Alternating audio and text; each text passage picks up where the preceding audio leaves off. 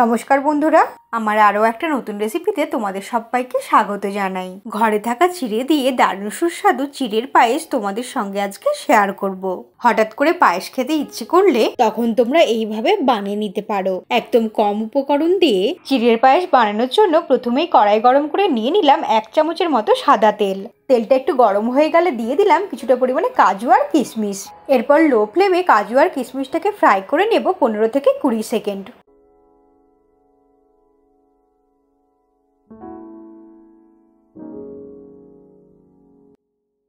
কাজু আর কিশমিশটাকে হালকা লালচে করে ভেজে নিলাম। এখন এগুলোকে তুলে একটা প্লেটের মধ্যে রেখে দেব।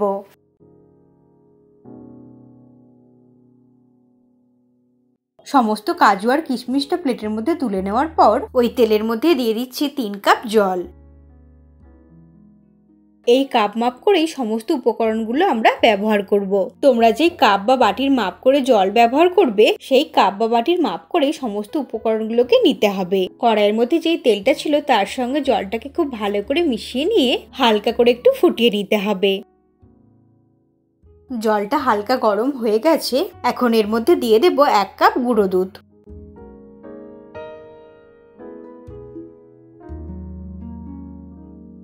আমুল দুধটাকে জলের সঙ্গে খুব ভালো করে মিশিয়ে নিচ্ছি। জলটা যদি খুব বেশি গরম হয়ে যায় তাহলে কিন্তু আমুল দুধটা দলা পাকিয়ে যাবে, তাই জলটা হালকা গরম হয়ে গেলে আমুল দুধটাকে দিয়ে দিতে হবে। ফ্লেমটাকে মিডিয়ামে রেখে নাড়াচাড়া করে জলের সঙ্গে খুব ভালো করে মিশিয়ে নিচ্ছি। এখন দিয়ে দিচ্ছি একটা ফ্যাটানো এলাচ। দুধটাকে নাড়তে নাড়তে মিনিট 2 মতো ফুটিয়ে নেব। 2 মিনিট নাড়াচাড়া করে খুব ভালো করে ফুটিয়ে নিলাম আর আমুল দুধটাও জলের মধ্যে খুব ভালো করে গুলে গেছে।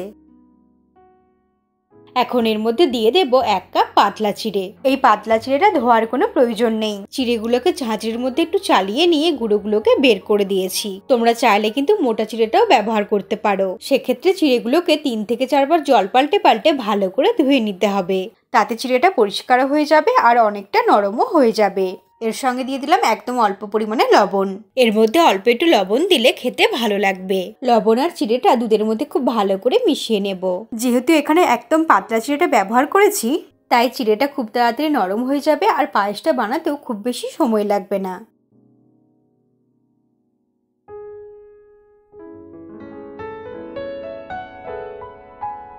নাড়াচাড়া করে 1 মিনিট ফুটিয়ে নেওয়ার পর ফ্লেমটাকে একদম লোতে করে দিয়ে 2 থেকে 3 মিনিটের জন্য ঢেকে দেব।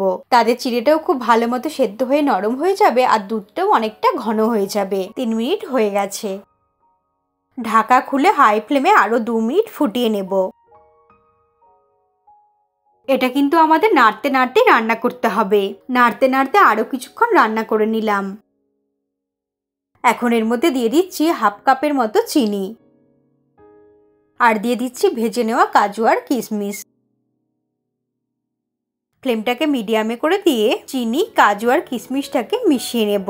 যেহেতু এই পায়েসের মধ্যে পুরোটাই আমুল দুধ ব্যবহার করেছি তাই চিনিটা খুব বেশি ব্যবহার করার প্রয়োজন হবে না। মোটামুটি 2 থেকে 3 চামচের মতো দিলেই যথেষ্ট। তবে মিষ্টিটা তোমাদের পছন্দ মতো কমিয়ে বা বাড়িয়ে নিতে হবে। চিড়েটা খুব সুন্দর নরম হয়ে গেছে আর একদম গোটা গোটা আছে। পায়েসের কালারটা কত সুন্দর চলে এসেছে আর চিড়েটাও কিন্তু খুব ভালোভাবে সেদ্ধ হয়ে গেছে। চালের পায়েস তৈরি করতে গেলে সময়টা একটু বেশি লাগে, তবে চিড়ের পায়েস কিন্তু একদম চটপট বানানো যায়। তাই হঠাৎ পায়েস খেতে মন চাইলে এইভাবে চিড়ে দিয়ে তোমরা বানিয়ে নিতে পারো। কিছুক্ষণ ফোটাতেই পায়েসটা খুব সুন্দর ঘন হয়ে গেছে। এর থেকে বেশি ঘন আর করব না, কারণ ঠান্ডা হলে অনেকটাই ঘন হয়ে যাবে। এখন ওভেনটাকে অফ করে দিয়ে গরম গরম একটা বোলের মধ্যে নিয়ে পরিবেশন করে দিচ্ছি। তৈরি হয়ে গেল দারুণ সুস্বাদু চিড়ের পায়েস। আমি আমার চ্যানেলে এই ধরনের সহজ সহজ রেসিপি দিয়ে থাকি। রেসিপিটা ভালো লাগলে চ্যানেলটাকে সাবস্ক্রাইব করে তোমরা আমার পাশেই থেকো। তাহলে এইরকমই সহজ হাতের কাছে থাকা ঘরোয়া উপকরণ দিয়ে টেস্টি টেস্টি খাবারের ভিডিও সবার আগে তুমিই দেখতে পাবে। তোমরা কিন্তু একদিন আমার মতো করে এইভাবে বানিও আর অবশ্যই কমেন্ট করে জানিও তোমাদের খেয়ে কেমন লাগলো। শেষ পর্যন্ত ভিডিওটা দেখার জন্য তোমাদেরকে জানাই অসংখ্য ধন্যবাদ। তোমরা ভালো থেকো আর সুস্থ থেকো। দেখা হবে আবার অন্য কোনো রেসিপির সঙ্গে।